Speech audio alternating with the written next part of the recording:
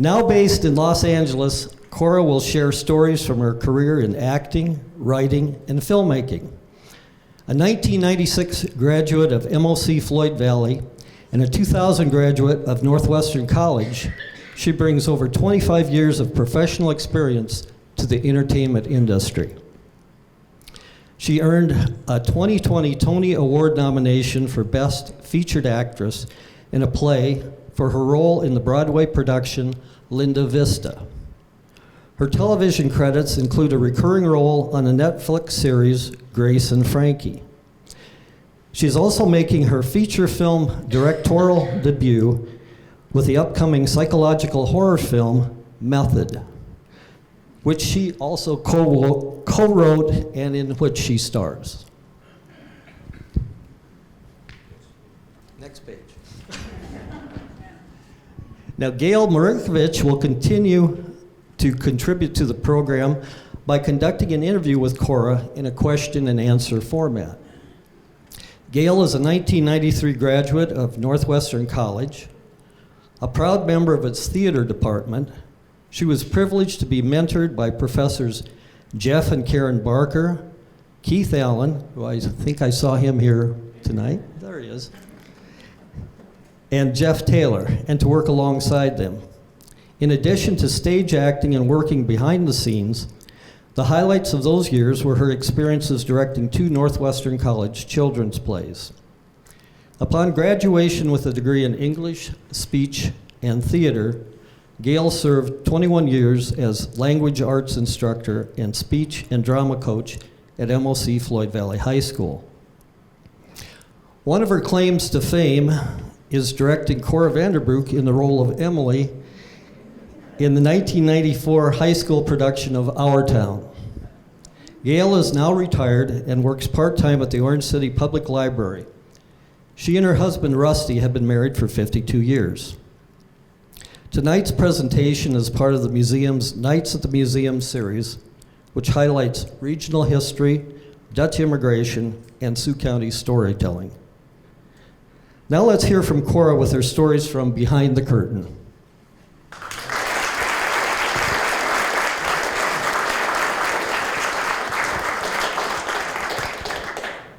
Thank you all for being here. I have a whole list of questions that I want to ask Cora, but I want to tell a very, very brief story first. As Alan said, I began teaching at MOC Floyd Valley in 1994, and my first task was to direct the fall production, and I chose Our Town, which is one of my favorites. And I came from the expertise of the Northwestern College theater department, so my expectations were extremely high. And I held auditions, and I had 3 nights of auditions, and first night, not good. Second night, not good. And I was starting to really despair because the role I most wanted to cast with exactly the right person was that of Emily Webb. And on the 3rd night, I was sitting in the auditorium, and in walked Cora Vander Broek, a sophomore. She stood up front to read for me, and this is going to sound really cheesy, but I think I heard choirs of angels singing. I really did. And or a light came down upon her, and even today, I get chills thinking about this, because this girl had talent at the age of 15, and it was very, very obvious. So being here with you today, Cora, is such a privilege. So let's get to our first question. Can you remember your first impulses to perform? How old were you, and what started that journey for you? Yeah, so my family, we were missionaries. We lived overseas for the formative years of my life that I can remember.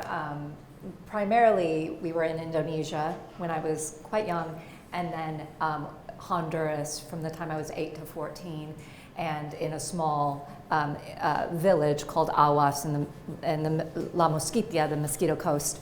And we had, the mission would hire teachers to come teach us, because a teacher would come and teach multiple grades because there wasn't enough people. So we would be in this one room schoolhouse, and one of our teachers, her name's Cindy Ananian, she came in and she put on a little play from Christmas Carol. And I played Belle, is it Belle? Christmas Carol? Is that Christmas Carol? I can't remember. Anyway, I played a role in Christmas Carol. And I was young, really young, 8th grade or so. And I remember that being a formative moment of feeling very at home. But even before that, when we were in language training, before being sent to Honduras, we were in Costa Rica. And I was in 3rd grade at the time, and the teacher put on a series of one-act plays, and one of the one-act plays was a Chekhov short play called The Marriage Proposal, and I was cast in that. And I remember really being nervous about memorizing my lines, and I had to play the love interest of a boy, and I really didn't like the idea of being the love interest of a boy. So I was very nervous. I remember being very nervous leading up to it, but then when I actually got on stage, and again, this sounds so cheesy, but I really felt at home. And I felt like, oh, this is something that I just intrinsically loved, even though the set kept on starting to fall on us, and it would start to cave in, and the whole audience would scream in horror, and we'd stop and put the stage back up and keep on acting. But I just remember that being a moment that something sparked in me, so that when we finally retired from the mission, from missions work, and came back to Orange City, and I came back as a sophomore in high school, that I knew I wasn't going to be a sports person, an athlete by any means, but I thought, I'll look into this speech and drama thing, because I remembered those memories. And so that's what I dove into when I got back to the States. Yeah. That's great. So what impact did your time at MLC have on your career, or on your interest in the arts, and also Northwestern College? Yeah, oh, huge. So again, like I said, I came to the States from the mission field, and I really gained so much amazing experience for being overseas, and having the experience of living in a third world country and being a minority in a different culture. The positives I can't even begin to say. But I did not have the things that sometimes kids have in the States, which are dance classes and theater classes and all that stuff. So I came back as a sophomore for good, and wasn't sure who I was in terms of extracurricular activities. And like I just said, because I had some really formative experiences overseas of like acting, and so I dove into the speech department, the drama department, where I met you and Todd McDonald, and I remember such encouragement from both of you. And immediately feeling at home and seen, and beyond feeling like I had capability in that area, I think I really needed to feel like I had something to offer, and that I had a place. And I think that you all offered me that. And our town, I will never forget our town. I will never forget my experiences in the speech. Competing and really finding I had a voice and purpose. And so I think that definitely planted those seeds that maybe this is something I could pursue in the future. But at the same time, you never know. I mean, that feels very, it feels at the time a little bit pipe dream to think that I could do this as a living. But I also had connections to Northwestern College, right? And I also knew that I had moved around so much as a kid that I needed the safety net of staying planted. And although I knew I could go out to some big university, I wasn't ready for that yet. And Northwestern College offered a place where I would be challenged creatively, but I would also feel the safety of and containment. And I feel to be the best artist you can be, safety is very important. And if you don't have a safety, if whether the people you're working with, the directors you're working with, the teachers you're working with, if they don't provide safety and respect for you, you can't grow and take risks. And Northwestern and MOC offered that to me and set the bar high prior to me going out into the bigger world. So you started your career in Chicago, Yes, right? yes. As a stage actor. So wondering why you selected Chicago. Yeah, again, Jeff and Karen Barker, and Keith Allen and Jeff Taylor, who are my main professors at Northwestern, again, really created just a beautiful framework of technique. And Jeff and Karen Barker also knew a lot about Chicago as a next step city. And again, I think feeling secure and safe was always important to me. Even though I was ready to take risks, I needed to know that I could take risks at my own pace. And Chicago seemed like the next step that I could wrap my mind around. LA and New York just seemed too massive at the time. So they encouraged Chicago. There was a number of alums in Chicago already, so I knew I would have a support network. And I also was really passionate about theater. And Chicago is an amazing theater town. It still is. And it's a city, too, where you could start working right away without having to have representation, agents. I didn't have to join the union right away. I could start working within the storefront theater community and kind of clawing my way up, and which I did. And again, Chicago, I think also really, I cut my teeth in Chicago, and it really taught me what it is to be a theater actor in that city. I think the approach to acting in Chicago is really Midwest ethic, gritty, authentic, honest, and I have a lot to thank for where I'm at. Thanks Chicago for that. Yeah. So what productions or moments felt like a big step forward for you in your career? No, that's a really good question. I think, I can think of a number of theater productions that really grew me. I think I had worked in a lot of different storefronts in Chicago, and I did a production of Chekhov's The Seagull at a theater company called Raven Theater in Chicago, which was a storefront theater but had been around for a while. And they, unlike other theater companies, did really long rehearsals, like 5-month rehearsal, which is unheard of. But it really taught me how to dive into a role and live in a role for a long, extended time.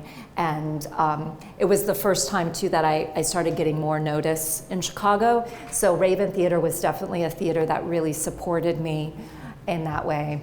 I then did a production of All My Sons at Timeline Theater, which was also just a really formative project in terms of really meeting. I worked with a director, a female director, who really kind of opened my mind in terms of what is possible in terms of being a woman and a creator, that I don't just have to be an actor, I could maybe direct or write or create one day.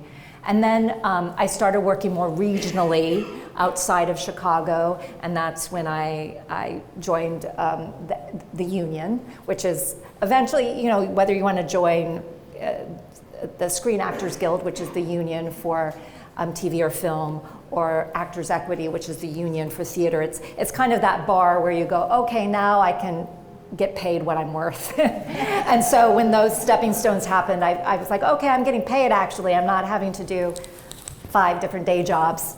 And then I think finally, I really, my trajectory has been a scrappy one. And, I've had mixed feelings about that. I think honestly, you see these people skyrocket to fame, and it's easy to think that that's the right way. And I had to really learn to love the fact that my career has been one that's required a lot of work. And even though I've had times where I feel sorry for myself, I will say that the muscles it's built has made me a really stronger human, and also open to taking risks that maybe someone who had really quick early success wouldn't. So my first major, I think big success was Linda Vista when I was in my late 30s. And that was the theater, the production that I got nominated for a Tony. And I had just left Chicago. I was in LA, and Chicago called, Steppenwolf Theater, which is a big theater in Chicago, called to have me audition after I was in Los Angeles. And so I had to fly myself back they didn't fly me, I flew myself back to audition for this show, and I got cast in it. And so even though I had just moved to LA, I spent the next 4 or 5 years on this project that took me from Chicago to LA to New York. And it was an incredible experience. And it was hard, but I learned so much. And that was definitely a big marker for me. Awesome. Yeah. That's awesome. So speaking of your nomination for Linda Vista, quick story, when I heard you were nominated, and the show was going, the Tony Awards were going to be on, I think it was Paramount. Yeah, and it was. I didn't have a subscription, but Right. I bought one.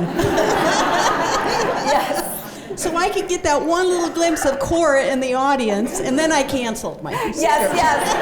I think my whole family did that too. Yeah. Yes, I think we all did that. So what was that like, getting the nomination and preparing for the ceremony? Yeah. Can you tell us a little bit about that? The unique situation was it was mid-pandemic. So the Tonys the year before had been canceled. It was a very strange time in the industry and the world.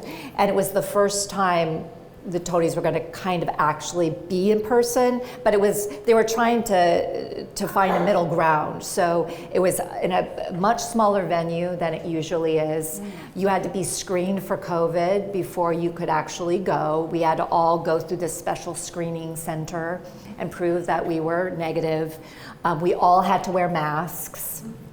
And so honestly, it was a beautiful, very surreal experience for me. And I had never been to an event that big, and had never had to have a stylist before and walk a carpet. And they gave me this Chanel silk mask, which felt so hysterical and really embarrassing and funny. And also I think too, I remember having to be okay with the fact that it was both beautiful and really hard, because to suddenly be in a large group of people after being isolated for so long and trying to celebrate during a time where everything was really weird, it was strange. But I also was surrounded by people I loved, and my husband came, my best friend came with me, and stayed in the hotel wishing me luck. And the minute I came home, I just crawled in bed. She was laying in bed, and I just crawled into her lap, and I just started crying. But it was beautiful. She was there just to because we couldn't take any, I could only take 1 + 1, which was my husband. Of course, he was going to go. So she stayed in the hotel just drinking wine until I came back. And it was beautiful, but it was amazing. And I loved the role I played. I was really proud of it and proud of the play. It was a controversial play, but I loved the message, and I'm very proud of it. Very proud of it. Yeah. That's great. Yeah. So you've also done some TV work. Yes. In Grace and Frankie, starring Jane Fonda and Lily Tomlin and Martin Sheen, and also Law and Order. Is that correct? Yes, yeah. I did see that also. Yeah. I took pictures of the TV screen on that one. So I'm a little bit of a groupie. I love that. Yeah. So wondering how is doing film or TV work different from doing on-stage acting? Oh God, yes. Well, I'll speak, with TV, I think depending on what role you have, that also shifts things. So for things like Grace and Frankie, or I was a recurring role, which means that I appeared several times throughout the season, as opposed to a season regular who is probably daily being seen. So it requires a different skill where you have to arrive and fit yourself into a well-oiled machine and not mess anything up, and really know your part and do no more or do no less. And it's actually much more challenging, I think, than if you have the luxury of being there all the time. You get to know people, you get to know the routine. You can't do that with this one. So you really don't want to mess up people. You don't want to mess up Jane Fonda, but at the same time, you want to do your job and not sink back into the background. But Grace and Frankie, I was very fortunate. These actors, well, obviously beyond professional with so much experience, they were so kind and relatable and warm, and immediately made me feel safe. I remember one of my favorite Jane Fonda stories is I was doing a scene with her, and we were about to roll, and she was getting ready, and then she looks at me and she suddenly yells, "Cut! Cut!" And I'm like, oh my God. And she's like, makeup, her makeup isn't blended well. And it was my coverage. So she had no reason to care that my makeup wasn't blended. But she immediately made sure my makeup was perfect. And as soon as she thought that I looked perfect, she said, okay, we can roll. And she's like, you look great now. And I'm like, but that to me said so much about her as a human and an artist, having been in many productions where most people of that caliber do not care and would never take the time to care for a scene partner that they don't need to care for. That really set the bar high for me, and is always something that I think of the kind of actor I want to be for whoever I'm opposite with, if I'm lucky enough to be, helm a project. And I had wonderful, Martin Sheen sat and told me beautiful stories about his life in the theater, and similarly accessible. So I'm getting off track, but that was a beautiful experience. But the difference, I mean, storytelling is storytelling, regardless what the medium is. I do think with film, the difference with film is you have to be comfortable shooting things out of sequence. You're not going to tell the story in a linear fashion like theater. So that is definitely something you have to train your brain to realize that, okay, I'm going to do this really emotional scene, and then tomorrow I'm going to do the scene that happened 3 pages before that scene, and hope that I'm in the same world, and that I am remembering, oh yeah, I cried yesterday, and now I'm doing the next scene, so is all that stuff is tricky, and hopefully you have people around you supporting you, but as a performer, it's your job to keep those markers tracked. Also, a lot of people will say, you know, the camera is right there, so the acting, the performance should be smaller and moderated to the camera, as opposed to with theater, you can be a little big. I have an issue with that. I think that if you're a grounded actor and if you understand the story, you can be big on camera as long as it's rooted in authenticity and truth. I think when bigness feels false on film, it's because the actor isn't rooted and telling the story from a true place.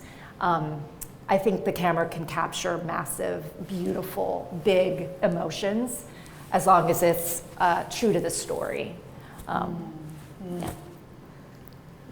So this is kind of a double-sided question. Yeah. So what's one role, other than Linda Vista, what is one role that you really sunk your teeth into and really loved playing? And is there a role you would love to play someday? Yeah. Oh, that's, you know, so I just finished a film this past month that I wrote, directed, and acted in, and I would have to say that role I loved embodying this role, and it was very close to home. It's about a woman in her late 40s who is an actor who is now teaching at a small university's theater department, and she's going through a bit of a midlife crisis. She thinks she's fast becoming irrelevant and fading into oblivion because she's aging in an industry that doesn't allow her to age. This isn't personal at all. And she's kind of a hot mess. And she, because of her sadness and discomfort, that's bleeding into her teaching with her students. So she's trying to teach this craft she loves, but she's unhappy. So she's not the best.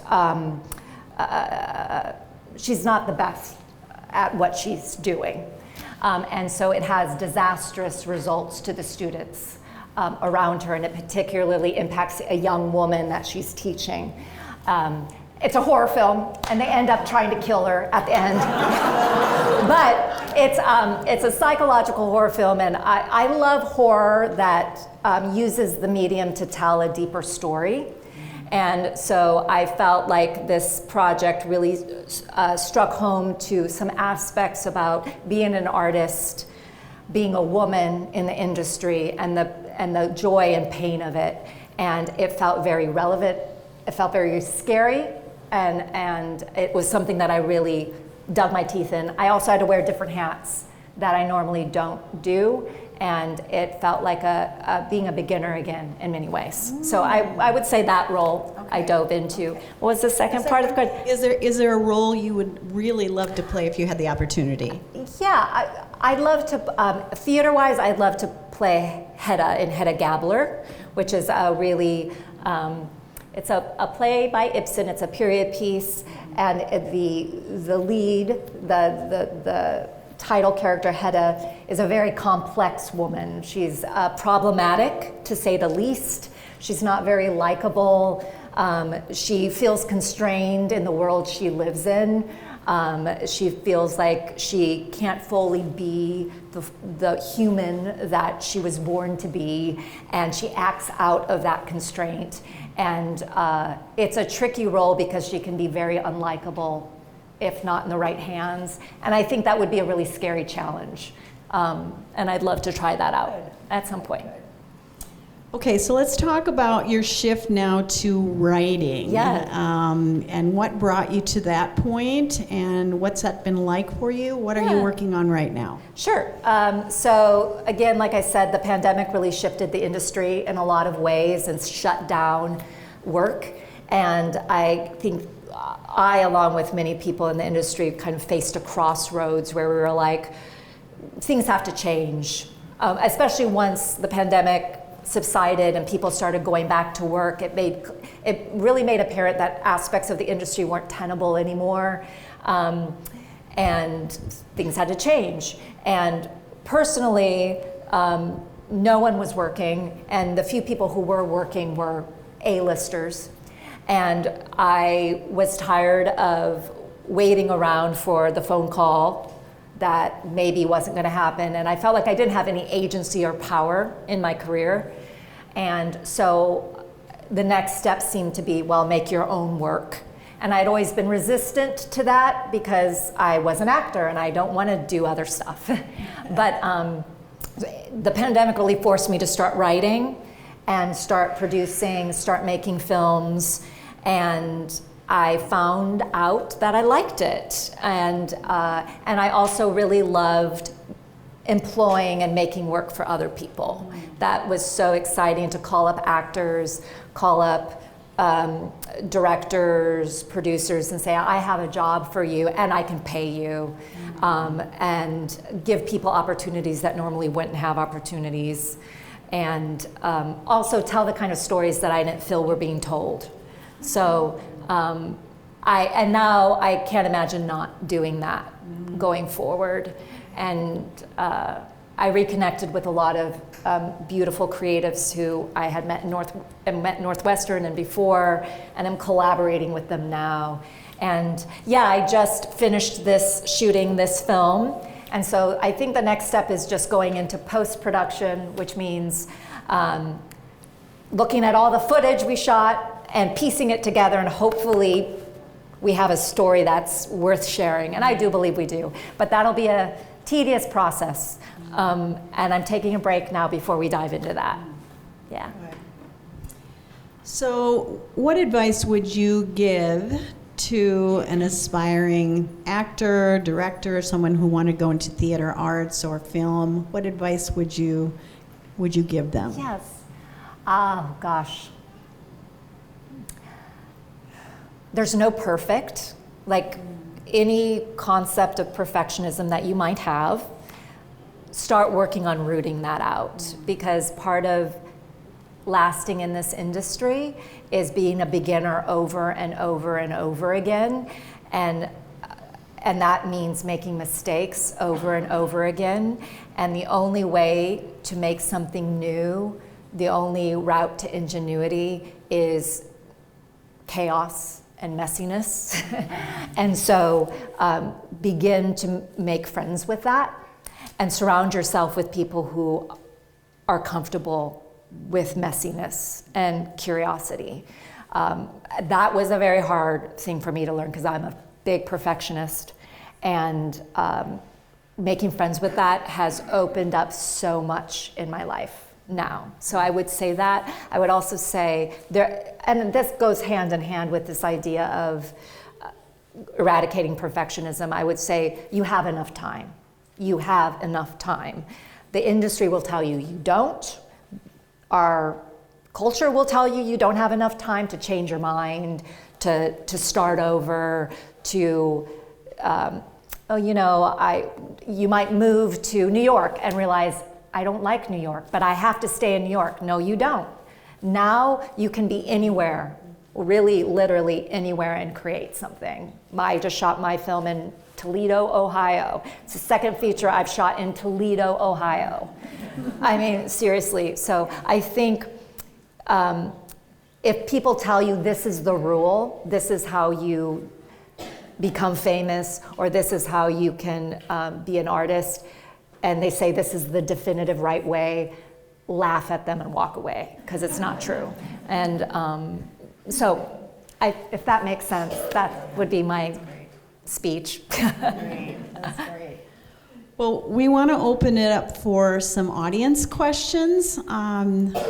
So, Alan, do you want to take the mic and pass it on? If any of you have a question, just raise your hand.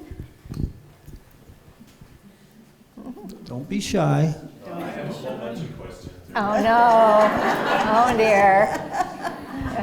So my wife said just one. Actually, I have two comments first. So one, Cora, I remember, directing you when you came back to MOC, and having you in speech class and then in speech contest. I remember saying to you, there's something in your eyes, something in your heart and that you are going to make it in acting, and you needed to try it. And I remember you just kind of like not really knowing how to receive that, I think, because Gail and I were probably two of the first people that really said that to you. Yes, you were.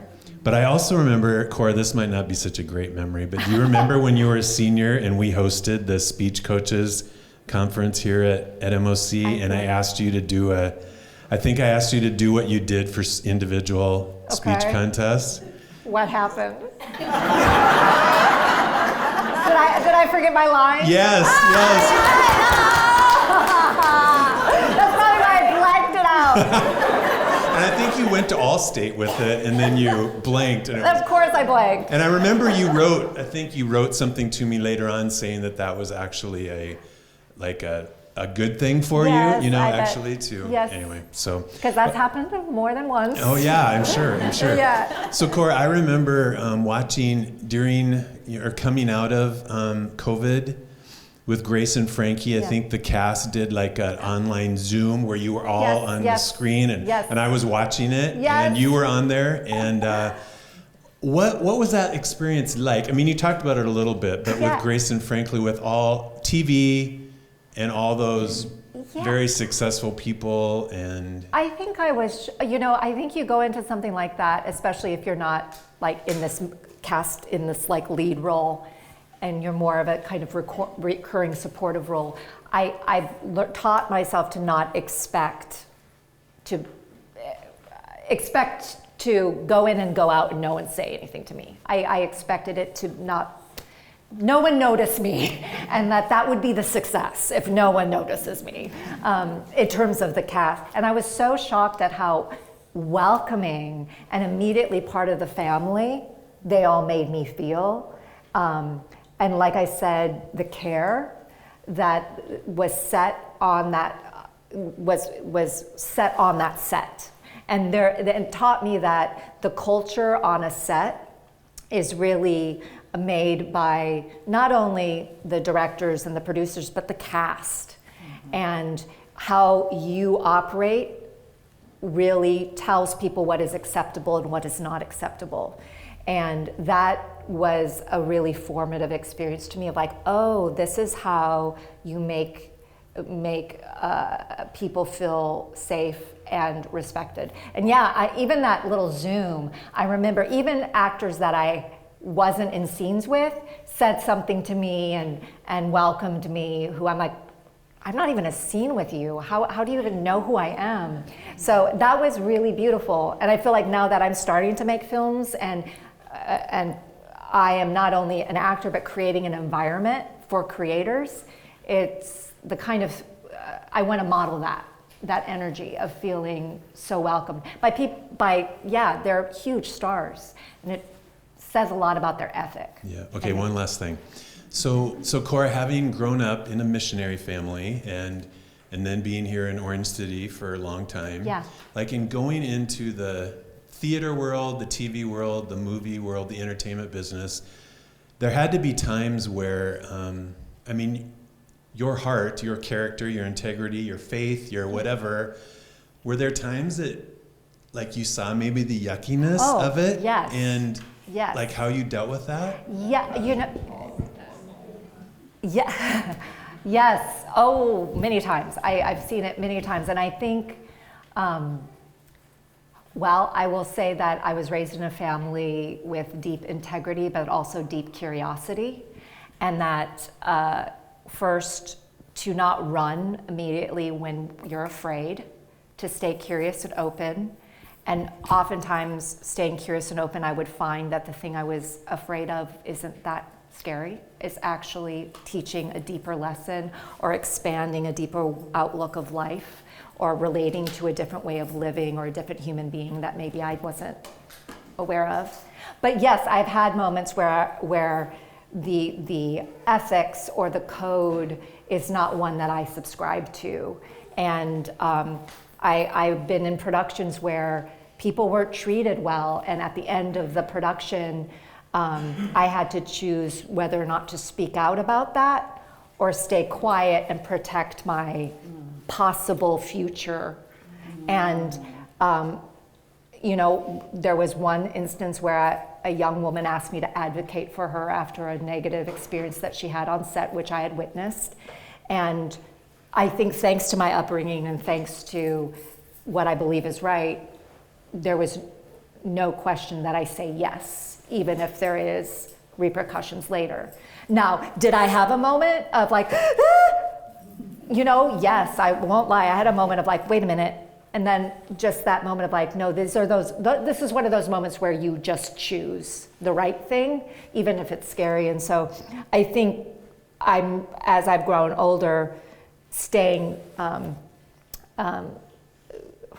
planted in that is really important. I also have a family and friends who would call me out if I ever lost touch. And I think we all talk about that. If you have a community around you who holds you accountable, and trust me, I have people who have held me accountable, that I think I feel very protected in that way, that if someone sees me not being who I say I want to be, I will be told very quickly. But yeah. Anyone else?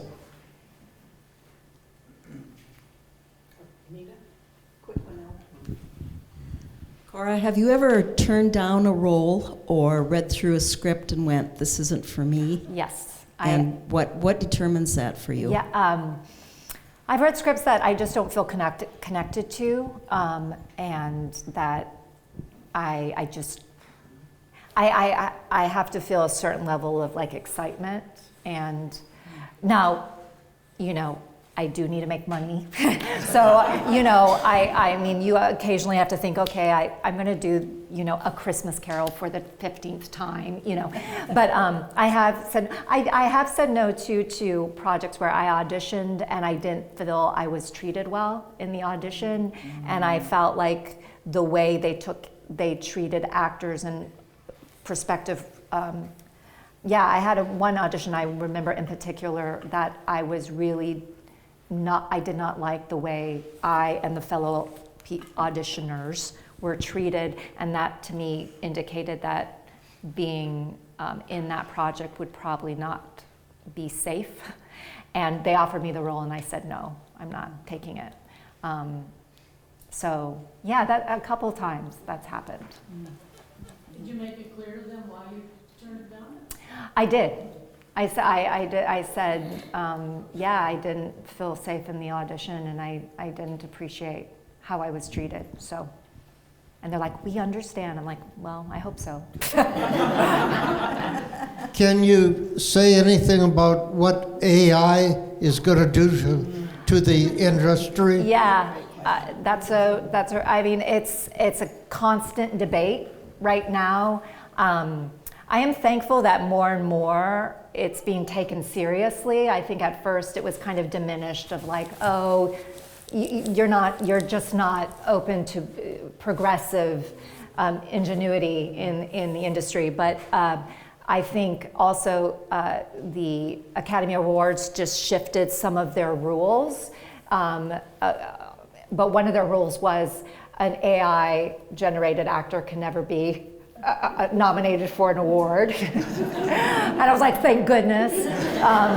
Yes, and at the same time, it's a tricky topic because I do hear, for background talent, it's something that is a debate right now where, so background talent, it's a lucrative job for a lot of actors where they can, in any film or TV, there always needs to be this feeling of people or community in a shot, especially if it's outdoors or at a supermarket or whatever. And those actors in the background are called background talent, and they're incredible actors usually, and they have to have long hours. It's a lot of work, but they get paid a living wage.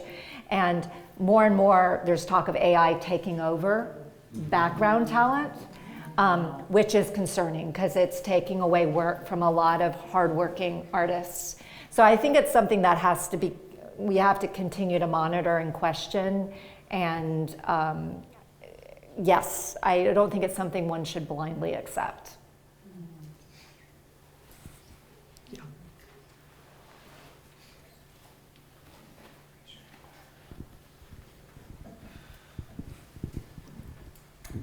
What kind of budget is required to produce the film that you want to do?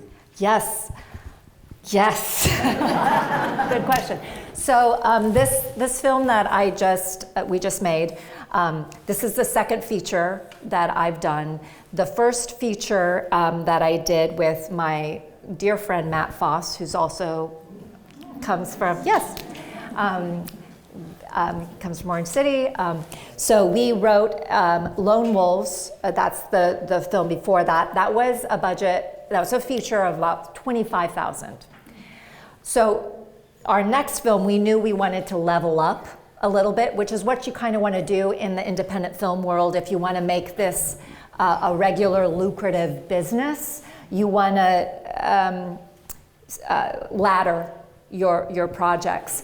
So this project that we just did was $300K, and it was a bigger project. It's a horror film, and it was a mixture of investor, crowdfunding, in terms of raising the funds. Horror is a really popular genre in general, and so it's a genre that you can do without having a star, because the genre is a star in itself. And also, currently, there's 2 indie films that have just taken Hollywood by storm in the horror genre. Obsession and Backrooms are indie models like ours that have just exploded. And so I feel very excited and hopeful that we're kind of in that world going in.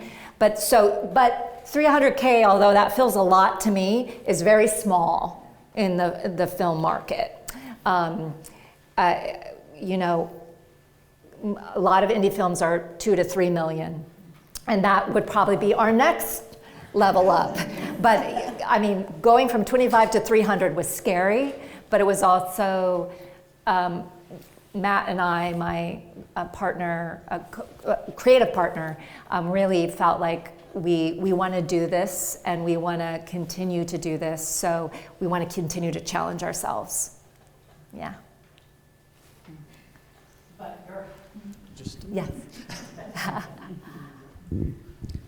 But your husband, Matt, Yes. is also part of your work. Yes. So what is he doing with the film? Yeah. So my husband, Matt, Matt Foss is who I wrote, the dear friend. My husband, Matt Brumlow,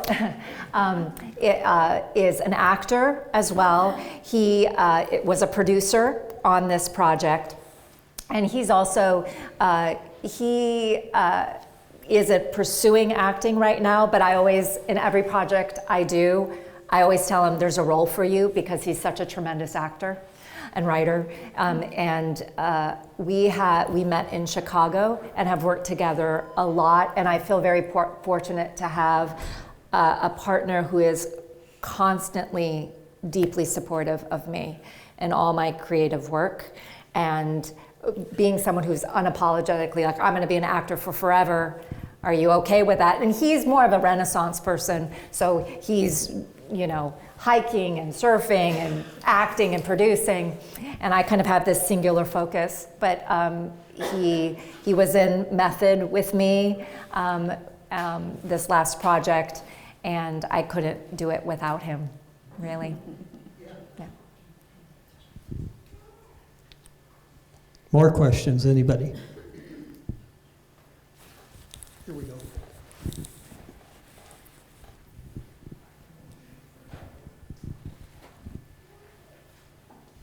Simple question, why Toledo? Why Toledo? So Ohio has an incredible tax incentive for films, so that you have to apply for it, and lots of cities have this, but it is a game changer for independent film. So we applied for a tax incentive that took care of 30% of our budget for Method. It was huge. So that in of itself was amazing. But also, so Toledo, my friend Matt Foss lives in Toledo and is also a professor of theater at the University of Toledo. So we knew we'd have tons of resources in Toledo. It's actually a really creative town. We hired a production company that works out of Toledo who shot the film for us. Our cinematographer was from Toledo. Our sound department was from Toledo, from the Ohio area.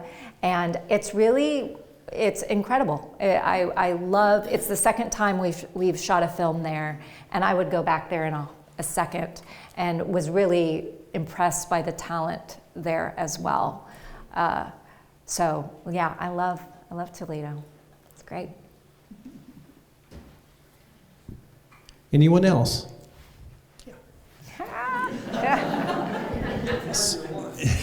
So Cora, you mentioned Matt Foss and your Yes. husband Matt, but you've also stayed close to other Northwestern and MOC people like Yes. David White and Kimberly Sue Sue. Felton and Yes. who else was I thinking of? But are there others? Betsy. Yeah. How has that been working and staying in touch with those artsy It's been people? amazing, and honestly, they're like Kimberly, David White, Matt Foss.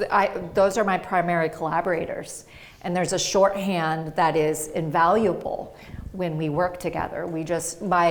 Kimberly, who's my best friend, because I knew I was going to be acting and directing in this film, I knew that I needed support in order to be able to tackle both roles. So I hired her to just be on the monitor for me whenever I was acting, so that I would be able to fully act as well as direct. So I would say she pretty much co-directed the film with me. And having someone like her and Matt who know me and I know them, and we don't have to deal with all the tiptoeing around an issue. We can just go to the heart of the matter and get the work done fast. And I think having gone to school and created a way of communicating, it just makes everything so much more efficient and beautiful. And beyond the fact that they're just lifelong friends in my life, always. Yeah. Anybody else? This is somebody you know. I know this person. My first question is, Cora, do you have a middle name? Why, I do. My middle name is after my favorite aunt, Francine. You're welcome.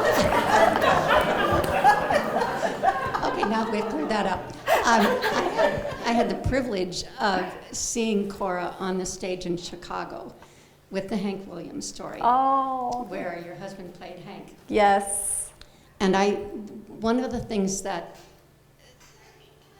there were so many things that struck me, watching you act and knowing you and everything, but as Hank's wife, there was a place in the play where Hank and his group were singing, were practicing, and you were insistent that you wanted to sing along. Yes.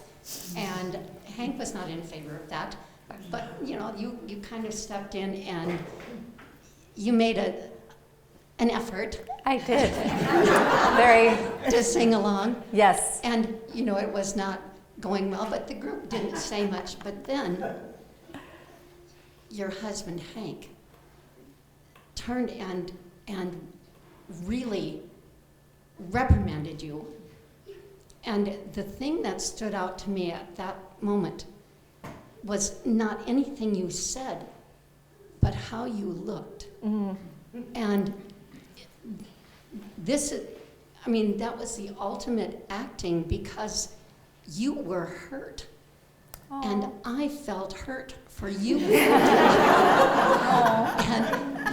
it was one of those things that points out that acting isn't just the lines and the costumes and the part. it's seeing that emotion, and that was amazing. That's the one thing that comes back to me. I still have to talk to your husband about that. Yes. Oh, that's beautiful. I don't think you've told me that before. I love that. Thank you. Thank you. It was wonderful. Any other relatives?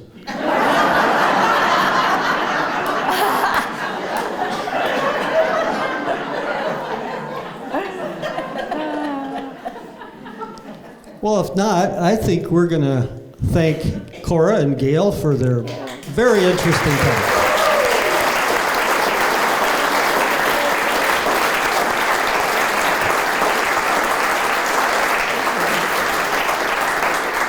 Now, before you go, I got to get behind that podium so I can read some stuff to you.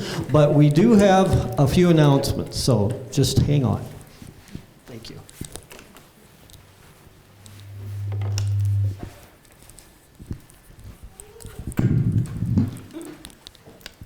Well, we're so thankful to have Cora and Gail here with us.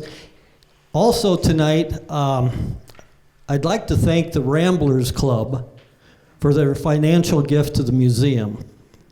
The Ramblers were organized in 1904 as a literary society whose members were eager to learn and engage. At their last meeting, the Ramblers decided to disband after over 120 years as an organization.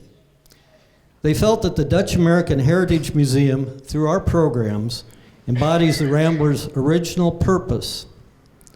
I'd ask any current, or should I say former members of the Ramblers, to please stand right now, please.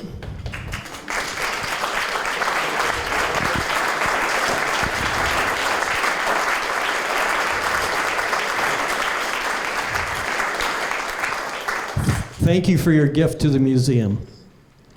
Also now, if you haven't already met her, I'd like for you to meet Lori Vanderswag. Lori?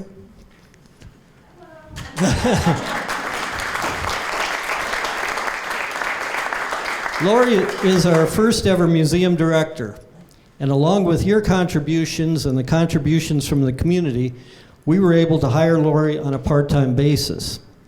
Now, Lori is already doing a great job. We're happy to be able to offer more open hours, and she performs a multitude of tasks and duties that, as a volunteer association here, we couldn't do ourselves.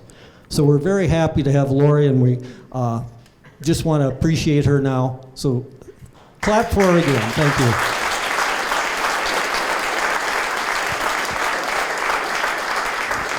Now, just one or two other announcements. One of them involves money.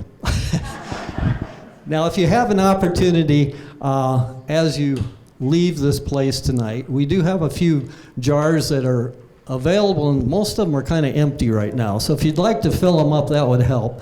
We have a little project going on that we need to replace the roof in this place. It wasn't by choice. The insurance agency said we had to, so there you go. And also as a reminder, our next nights at the museum will be held on Tuesday, July 21. Now, museum board member Caleb Schrock will present Rally Round the Flag, Dutch Americans during the Civil War. So I think this will be a very interesting talk as well. So that being said, thank you and good night.